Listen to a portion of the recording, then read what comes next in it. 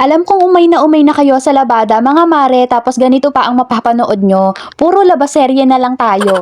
Hello mga mare, may bagyo pa rin ngayon kaya hindi talaga tayo titigil hanggat may makikita akong labahin. Dito kasi sa amin napaka-importante ng tubig. Kaya kapag umuulan, parang blessing talaga dahil ang sarap maglaba ng maglaba. Eto naman ang ulam namin ngayong araw, ginisang ampalaya at pritong daing na bangus. Alam nyo ba mga mare, kahit high blood ka ay pwede pa rin kumain ng ampalaya dahil mababa ito sa calories at sodium, basta hindi maalat ang pagkakaluto. Syempre depende pa rin sa overall diet at sa payo ng doktor kung may medical condition kayo. At itong daing na bangus naman, bagay na bagay talaga sa mainit na kanin, lalo na kapag maulan-ulan.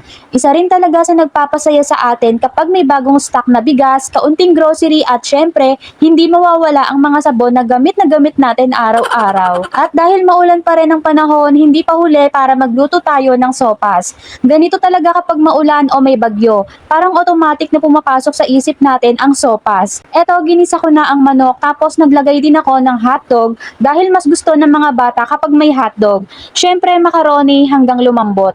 Naglagay din tayo ng carrots at repolyo para kahit paano may gulay pa rin. Nang kumulo na nga saka ko nilagay ang ebap. At ayan, luto na. Mainit na sopas habang umuulan. Parang ang sarap tuloy magdagdag ng kanin. Kaya kapag umuulan at hindi nyo alam kung ano ang lulutuin, sopas na yan mare.